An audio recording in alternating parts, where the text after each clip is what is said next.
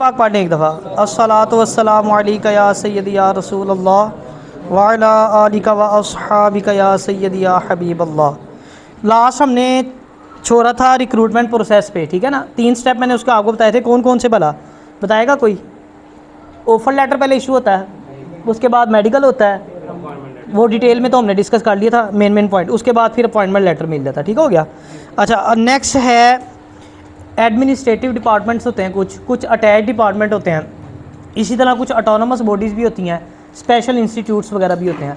Administrative departments वो होते हैं जो सेक्रेटेरिएट के मेन डिपार्टमेंट हैं, सारे सेक्रेटेरिएट के जितने भी डिपार्टमेंट हैं वो एडमिनिस्ट्रेटिव डिपार्टमेंट्स के लाते हैं। इंतज़ामी डिपार्टमेंट, वहीं से सारी इंतज़ामिया कंट्रोल की जाती है पूरे सूबे की, ठीक हो गया।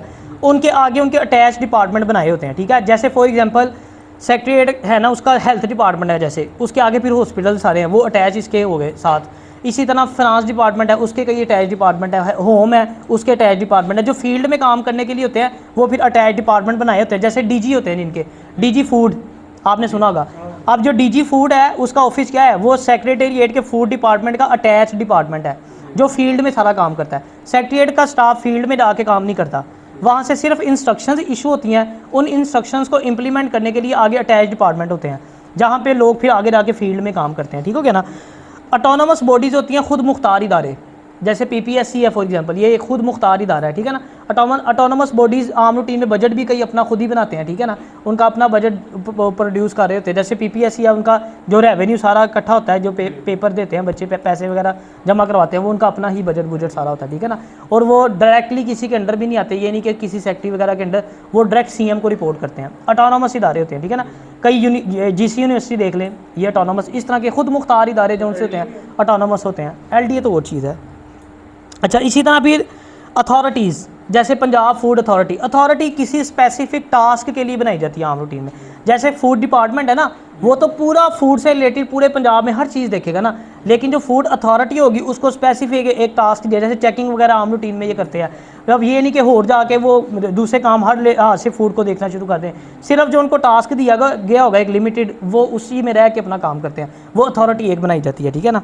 उसके बाद स्पेशल इंस्टीट्यूशंस भी होते हैं, जैसे पंजाब बैंक है ना, ये फाइनेंस डिपार्टमेंट का स्पेशल इंस्टीट्यूट है, ठीक हो गया। लाहौर हाई कोर्ट वगैरह स्पेशल इंस्टीट्यूट भी होते हैं कुछ।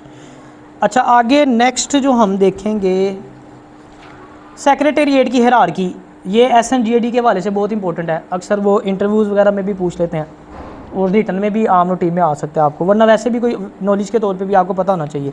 सेक्रेटेरिएट हिरार्की, सबसे बड़ा सेक्रेटेरिएट का जो ऑफिसर होता है वो होता है चीफ सेक्रेटरी, जिसका 22वां स्केल होता है, ठीक हो गया। उसके नीचे होता है एडिशनल चीफ सेक्रेटरी।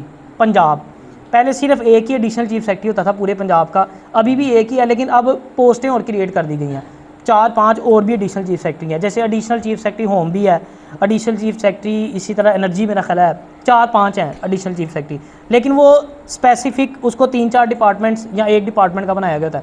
जैसे एडिशनल चीफ सेक्रेटरी होम है ना, उसको सिर्फ होम डिपार्टमेंट मिला हुआ है, ठीक है, वो additional chief secretary home department का है। लेकिन जो एडिशनल चीफ सेक्रेटरी पंजाब है वो ओवरऑल पूरे सूबे का एडिशनल चीफ सेक्रेटरी है, ठीक हो गया ना। वो होता है 21वें स्केल का एडिशनल चीफ सेक्रेटरी जो होता है 21वें का होता है। उसके नीचे होता है फिर सेक्रेटरी, वो 20 स्केल का होता है, 21। अच्छा, ये भी एक चीज़ याद रखने की ज़रूरी नहीं होता कि जिस स्केल की पोस्ट हो उसी स्केल का ऑफिसर वहाँ पे लगाओ। जैसे सेक्रेटरी है ना, वैसे तो 20वें स्केल की वो पोस्ट है, 21वें का भी लगता है उसके ऊपर, ठीक है। बाज़ का 19वें वाले को भी लगा देते हैं, जिसको नवाजना हो 19वें वाले को भी सेक्रेटरी लगा देते हैं, ठीक है ना। और इसी तरह फिर उसके नीचे एडिशनल सेक्रेटरी आता है, वो 19वें स्केल की पोस्ट होती है, ठीक हो गया। अब उसमें भी बाज़ 18 वाले को भी लगा देते हैं। उसके नीचे फिर आता है डिप्टी सेक्रेटरी, ठीक हो गया, वो 18वें स्केल का होता है। उसके बाद फिर सेक्शन ऑफिसर, यानी सबसे छोटी पोस्ट कौन सी है? अब नीचे से ऊपर जाते हैं, सबसे पहले सेक्शन ऑफिसर, वो प्रमोट होकर क्या होगा? डिप्टी सेक्रेटरी, उसके बाद एडिशनल सेक्रेटरी, उसके बाद सेक्रेटरी, उसके बाद एडिशनल चीफ सेक्रेटरी, और उसके बाद चीफ सेक्रेटरी होता है। ये हिरार्की सेक्रेटेरिएट की है, ठीक है ना। अच्छा, चीफ सेक्रेटरी 22वें का होता है, एक ही होता है पूरे सूबे का। सीएम के बाद जो सबसे बड़ा सूबे का जो उनसा समझ लो कि ऑफिसर है ना पूरे सूबे का, सूबे पंजाब का, वो चीफ सेक्रेटरी होता है। होम मिनिस्टर तो वो चीज़ है ना, मिनिस्टर फिर ये ब्यूरोक्रेसी के ऊपर आ जाते हैं, ठीक है ना। हर डिपार्टमेंट का एक मिनिस्टर होता है, एसएनजीडी का मिनिस्टर नहीं होता, यानी जो उनका चीफ सेक्रेटरी है ना उसके ऊपर मिनिस्टर कोई नहीं होता, वो डायरेक्टली सीएम को रिपोर्ट करता है। वैसे सेक्रेटरी के ऊपर मिनिस्टर होता है ना, जैसे हेल्थ सेक्रेटरी है ना, उसके ऊपर हेल्थ मिनिस्टर भी है, लेकिन चीफ सेक्रेटरी के ऊपर कोई मिनिस्टर नहीं है। हाँ, हर सूबे का अलग चीफ सेक्रेटरी होता है, ठीक है ना।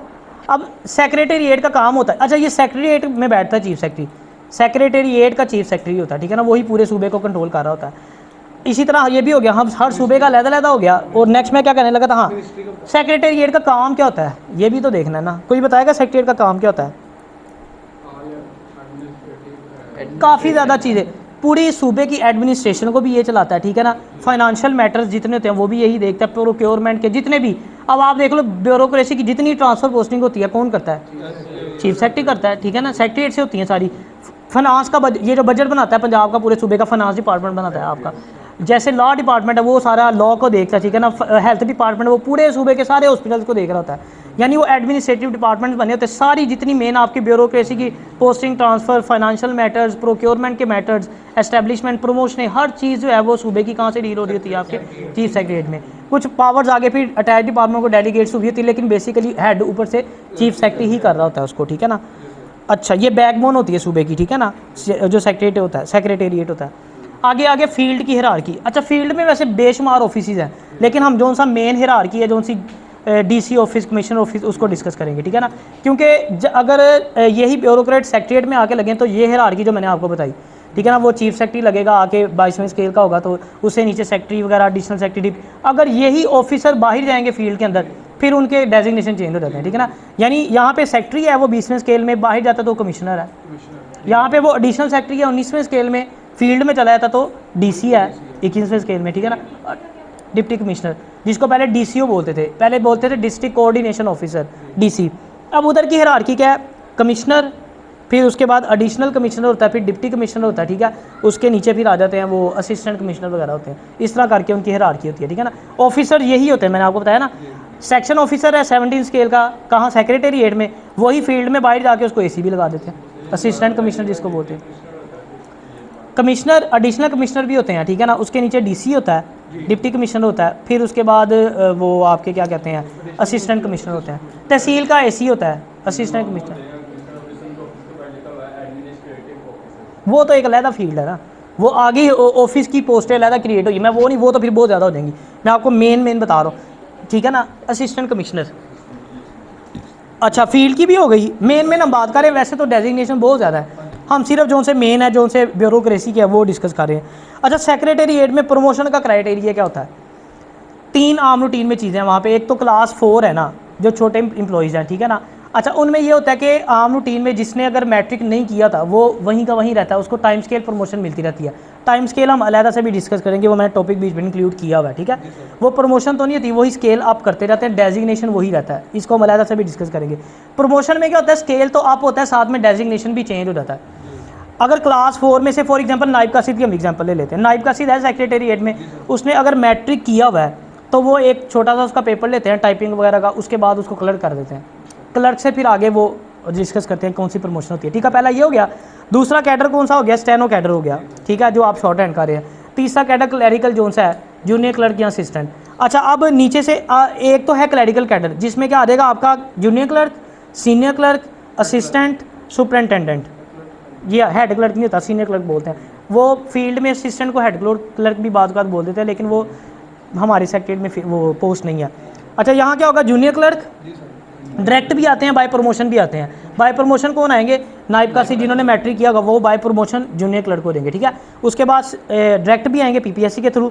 सीनियर क्लर्क वही वाले अब नीचे से जो आए होंगे, डायरेक्ट भी और बाकी सारे मिक्स हो जाएंगे। अच्छा इसमें 2 चीज़ें होती हैं, सीनियोरिटी जो सी होती है ना, जो पहले आएगा वो पहले पाएगा। फॉर एग्जाम्पल अगर नाइब कासिद 10 प्रमोट हुए 5 तारीख को, 5 फरवरी को प्रमोट हो गए, 10 फरवरी को पीपीएससी से एक नया बैच आया जूनियर क्लर्क का। अब सीनियर कौन हुआ, जो 5 फरवरी को आए थे, जो पहले आ जाएंगे वो पहले हो जाएंगे, सीनियर होंगे, ठीक है ना। अगर वो पीपीएससी वाला बैच आ जाता है 5 फरवरी को, ये 10 तारीख को प्रमोट होता है, ये उनके नीचे लगेंगे, इस तरह करके होता है, ठीक है। जूनियर क्लर्क के बाद क्या होगा, सीनियर क्लर्क, वो 14वें स्केल का होता है, जूनियर 11वें स्केल का था। उसके बाद वो हो जाता है असिस्टेंट 16वें स्केल में। उसके बाद वो सुपरिटेंडेंट होता है कौन से स्केल में, 17 स्केल में, ठीक हो गया। अच्छा इस कैडर में जो क्लैरिकल कैडर है, यहाँ पे बाय प्रमोशन नीचे से लोग आते हैं, स्टेनो कैडर में नहीं आते। स्टेनो आता ही डायरेक्ट है, यानी क्लर्क बाय प्रमोशन भी आ रहा है ना नीचे से, स्टेनो बाय प्रमोशन नहीं आता। ये नहीं कि जूनियर क्लर्क ने टेस्ट दे के स्टेनो लग गया, या वो जो नाइब कासिद ने मैट्रिक किया तो उसको स्टेनो कर दिया, ऐसा नहीं है। स्टेनो ने हमेशा डायरेक्ट आना है, PPSC से इंडक्ट होके। अच्छा स्टेनो आएगा, वो आएगा 15वीं स्केल में।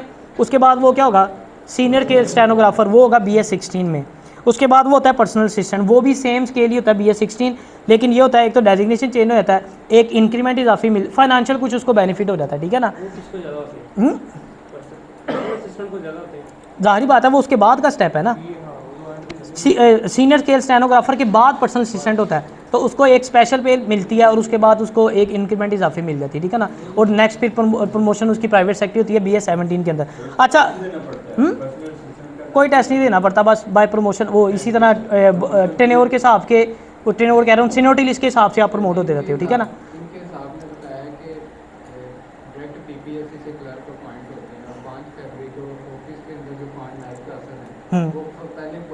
जो पहले प्रमोट होगा या पहले आ गया इंडक्ट हो गया वो सीनियर है। हाँ तो फिर तो फेल ही हो गया, फिर तो फारग हो गया ना। मैं आने की बात कर रहा हूँ, एक नाइब का से टेस्ट दिया वो फेल हो गया तो फारग हो गया, वो जूनियर क्लर्क तो हुआ ही नहीं, निकल गया वो। तो फिर अगली बारी जब टेस्ट पास करेगा फिर उसी हिसाब से सीनियरिटी में आएगा। अच्छा ये अब दोनों यहाँ से एक कैडर आ गया वो सुप्रिटेंडेंट हो गया 17 में, और हमारे कैडर से क्या हो गया, प्राइवेट सेक्रेटरी हो गया, दोनों 17 में आ गए। अब इन दोनों ने आगे PMS में जाना है। जो मैंने रेशो आपको लास्ट टाइम बताई थी कल परसों वाले लेक्चर में, वो आपको बताया था कि आधे सेक्रेटरीट के जो सुप्रिटेंडेंट है उनकी और वो हमारी 12.5% होती है, ठीक है ना। यानी ये दोनों आगे PMS ऑफिसर हो जाएंगे, जो असिस्टेंट कमिश्नर या सेक्शन ऑफिसर लगेगा जाके। समझ आ गई इसकी। अब एक क्लास 4 हो गई, एक क्लैरिकल कैडर जो सा है वो हो गया, और एक हो गया स्टेनो कैडर हो गया, ठीक है। नीचे से जो से नाइब का सीधा अगर मैट्रिक किया होगा तो वो प्रमोट होकर जूनियर क्लर्क हो जाएंगे। जूनियर क्लर्क जहाँ से भी आते हैं डायरेक्ट PPSC से भी आते हैं, असिस्टेंट बाय प्रमोशन भी आ रहे होते हैं, डायरेक्ट भी आते हैं दोनों। जूनियर क्लर्क भी डायरेक्ट आता है, बाय प्रमोशन भी आता है, असिस्टेंट डायरेक्ट भी आता है, बाय प्रमोशन भी आता है, सुपरिटेंडेंट और प्राइवेट सेक्रेटरी, बल्कि हमारा तो कैडर ही लेता है ना, वो तो डायरेक्ट सारे ही डायरेक्ट आते हैं। मतलब प्राइवेट सेक्रेटरी कह रहा हूँ, असिस्टेंट जैसे उनका आता है ना डायरेक्ट, हमारा PA या SSS डायरेक्ट नहीं आता, सारा बाय प्रमोशन ही है एक दफ़ा जो आ जाएगा। उनका असिस्टेंट डायरेक्ट भी आ रहा है और बाय प्रमोशन भी आ रहा है, लेकिन जब दोनों आगे प्राइवेट सेक्रेटरी और सुपरिटेंडेंट है वो सीटें डायरेक्ट नहीं आती। ना प्राइवेट सेक्रेटरी की सीट आपने देखा कभी PPSC से आई हो, ना सुपरिटेंडेंट की आती है। ये दो पोस्टें बाय प्रमोशन ही है, इन्होंने बाय प्रमोशन ही ये होना था, ठीक है ना। समझ आ गई है। टाइम भी हो गया, बाकी कल जिक्र करेंगे।